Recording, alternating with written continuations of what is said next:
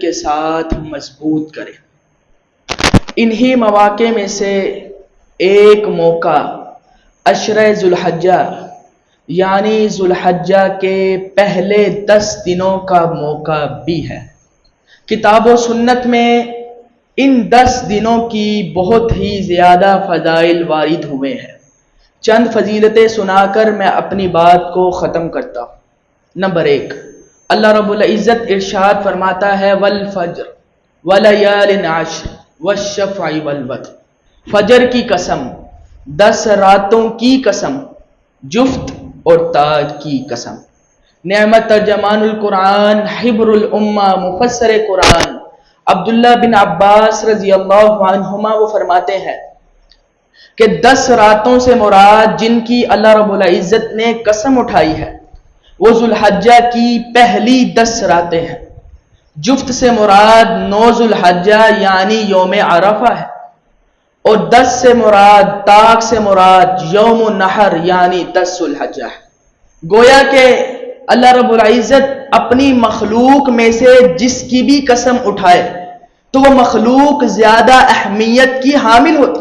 اللہ رب العزت نے یہاں پر ذوالحجہ کی پہلی 10 راتوں کی قسم اٹھائی، معنی یہ ہے کہ یہ 10 دن بہت ہی زیادہ اہمیت کے حامل ہے۔ نمبر 2، اللہ رب العزت ارشاد فرماتا ہے وَيَذْكُرُ اسْمَ اللَّهِ فِي أَيَّامٍ مَعْلُومَاتٍ، اور چند معلوم چنندہ دنوں میں اللہ رب العزت کا ذکر کرو۔ سیدنا عبداللہ بن عباس رضی اللہ عنہما وہ فرماتے ہیں کہ ایام معلومات چنندہ دنوں سے مراد ذوالحجہ کی پہلی 10 رات۔ ویسے تو اللہ رب العزت کا ذکر ہر سال کے، ہر مہینے کے، ہر ہفتے کے، ہر دنوں میں کیا جاتا ہے، مگر اللہ رب العزت کا ذکر ان 10 ایام میں خاص طور پر کرنا چاہیے، کیونکہ اللہ رب العزت اس کا خود حکم فرما رہے ہیں کہ چنندہ دنوں میں اللہ رب العزت کا ذکر کرو۔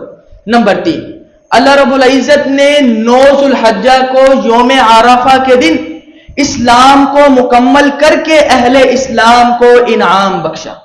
ایک یہودی عمر ابن خطاب رضی اللہ عنہ کے پاس آیا اور آ کر کہنے لگا کہ اے عمر، ایک آیت تمہاری کتاب میں اتری ہے، اگر وہ آیت ہماری کتاب تورات میں نازل ہوتی تو ہم اس دن کو عید کا دن بنا لیتے۔ عمر ابن خطاب رضی اللہ عنہ کہنے لگے کہ وہ آیت کون سی؟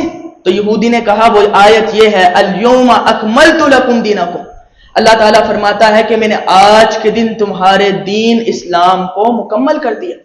عمر ابن خطاب رضی اللہ عنہ کہنے لگے کہ یہ آیت کب اور کس موقع پر نازل ہوئی میں یہ جانتا ہوں، یہ آیت 9 ذوالحجہ یوم عرفہ کے دن نازل ہوئی، اور وہ دن ہمارے لیے عید کا دن ہے۔ اور کس دن نازل ہوئی یہ آیت؟ وہ یوم الجمعہ، جمعے کا دن تھا، اور جمعے کا دن اہل اسلام کے لیے عید کا دن ہی ہے۔ نمبر 4، ذوالحجہ کے پہلے 10 دن دنیا کے تمام دنوں سے افضل ترین دن ہے۔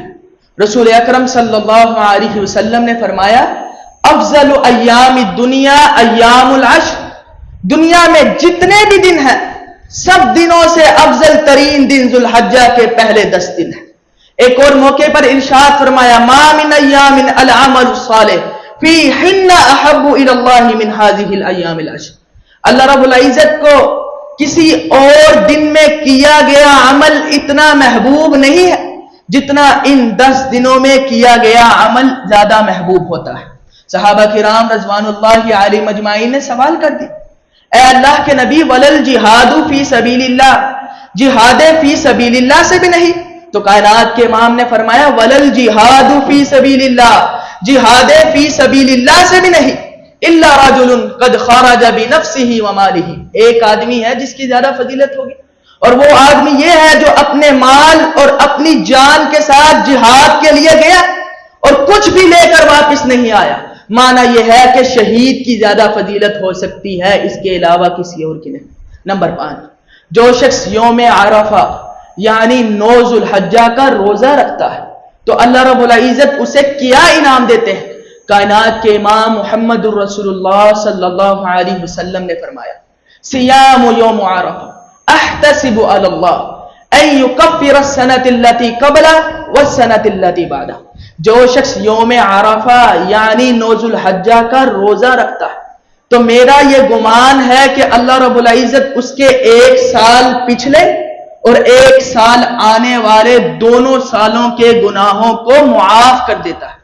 تو ہمیں چاہیے کہ ہم ان 10 دنوں میں اللہ رب العزت کا خاص طور پر ذکر کریں۔ والسلام علیکم ورحمۃ اللہ وبرکاتہ۔